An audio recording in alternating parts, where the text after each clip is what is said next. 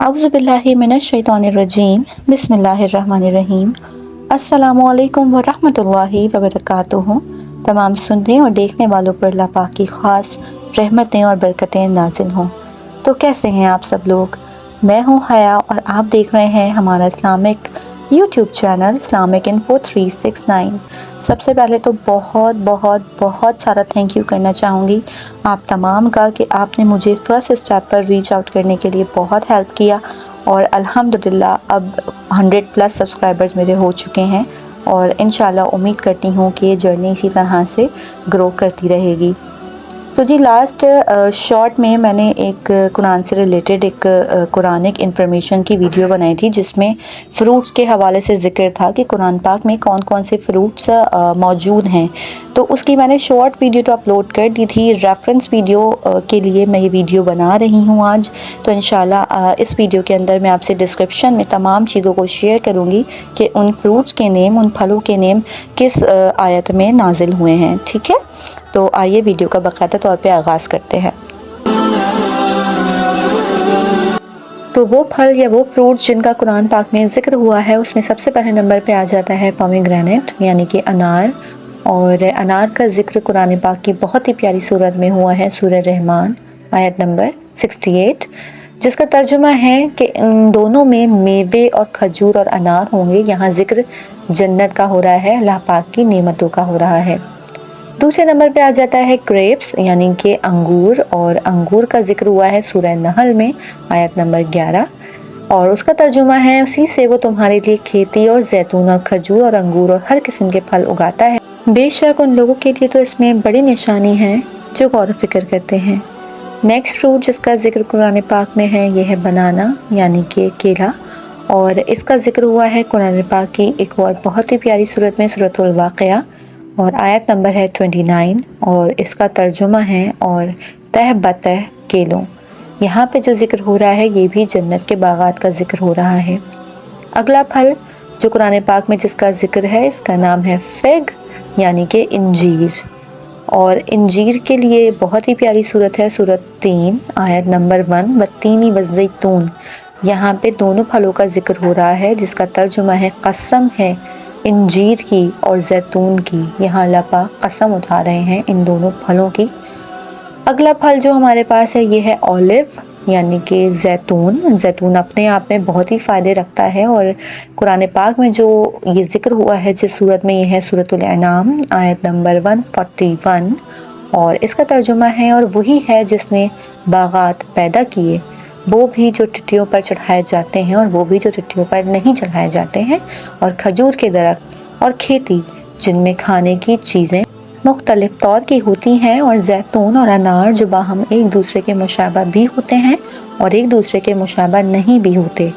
उन सब के फलों में से खाओ जब वो निकल आए और उसमें जो हक वाजिब है वो उसके काटने के दिन दिया करो और हद से मत गुजरो, यकीनन वो हद से गुजर जाने वालों को पसंद नहीं करता।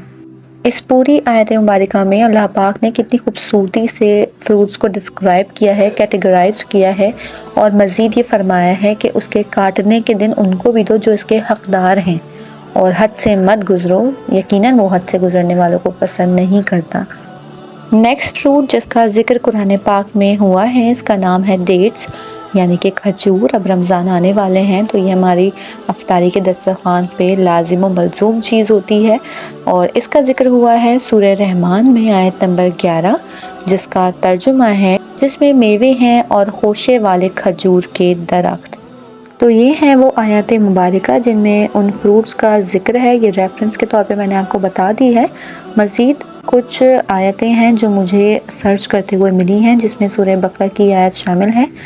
आयत नंबर है 266 जिसका तर्जुमा है क्या तुम में से कोई भी ये चाहता है कि उसका खजूरों और अंगूरों का बाग हो जिसमें नहरें बह रही हों और हर किस्म के फल मौजूद हों। उस शख्स का बुढ़ापा आ गया हो, उसके नन्हे नन्हे से बच्चे भी हों और अचानक बाग को बगोला लग जाए जिसमें आग भी हो, बस वो बाग जल जाए। इसी तरह अल्लाह ताला तुम्हारे लिए आयतें बयान करता है ताकि तुम और फिक्र करो। इसके अलावा एक और आयत मुबारका है और ये है सूरतुल अनआम की आयत नंबर 99 और इसका तर्जुमा कुछ ये है, और वो ऐसा है जिसने आसमान से पानी बरसाया, फिर हमने उसके ज़रिए से हर किस्म के नबातात को निकाला, फिर हमने उससे सब शाख निकाली कि उससे हम ऊपर तले दाने चढ़े हुए निकालते हैं, और खजूर के दरख्तों से उनके गुच्छे में से खोशे हैं जो नीचे को लटक जाते हैं, और अंगूरों के बाग और जैतून और अनार के बाज़ एक दूसरे से मिलते जुलते होते हैं और कुछ एक दूसरे से मिलते जुलते नहीं होते।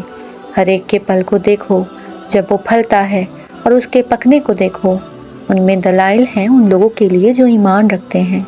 और बेशक ऐसा ही है, अगर हम किसी फ्रूट को देखते हैं, आम है, केला है, अनार है, कितनी खूबसूरती से अल्लाह ताला ने उसकी पैकेजिंग की है ना, कि वाकई गौर व फिक्र करने वालों के लिए इसमें बड़ी निशानियां हैं। अल्लाह पाक बेशक कुरान का एक एक लफ्ज़ सच्चा है, बिल्कुल बिल्कुल सच्चा है।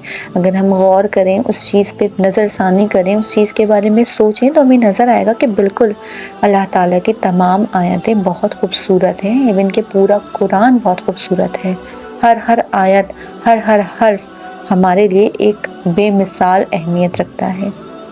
तो ये थी आज की रेफरेंस वीडियो जो कि मुझे ज़रूर कन्वे करनी थी आप लोगों को, ताकि ये इन्फॉर्मेशन, ये नॉलेज मैं आपके साथ शेयर कर सकूं।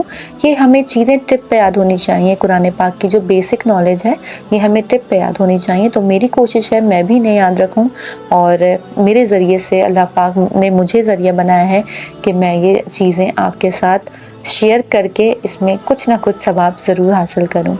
आपसे भी उम्मीद करती हूँ कि आप इस इन्फॉर्मेशन को अपनी हद तक नहीं रखेंगे, इसे अपने दोस्तों और अहबाबों में ज़रूर शेयर करें।